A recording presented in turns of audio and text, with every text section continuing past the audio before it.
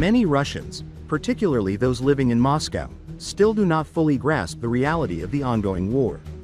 However, Ukraine could implement measures that create significant discomfort for the Russian public, elites, and businesses, potentially pressuring Kremlin leader Vladimir Putin into negotiating a ceasefire. Volodymyr Paniato, president of the Kyiv International Institute of Sociology and professor at the National University of Kyiv Mohyla Academy, proposed such a strategy in a column for Ukrainska Pravda.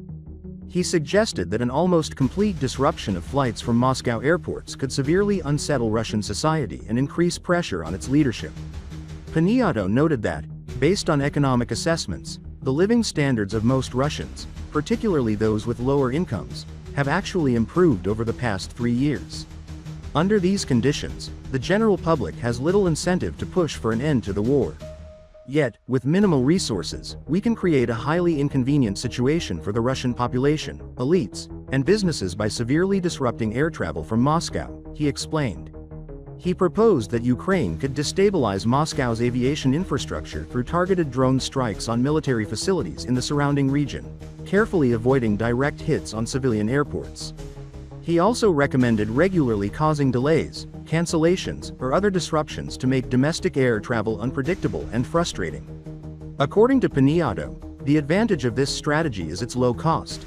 It would require significant effort only during the first 2 weeks, after which it could be maintained with far less frequent operations.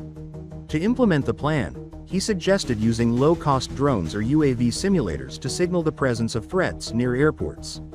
This would trigger airspace closures and emergency protocols, without necessitating actual strikes. Paniato argued that within 3 to 4 weeks of sustained pressure, demand for air travel across Russia would drop sharply. The result, he said, would be growing political tension, from both regional authorities and economic stakeholders, directed at the Kremlin. While the plan would certainly result in economic damage, Paniato emphasized that its most powerful impact would be psychological.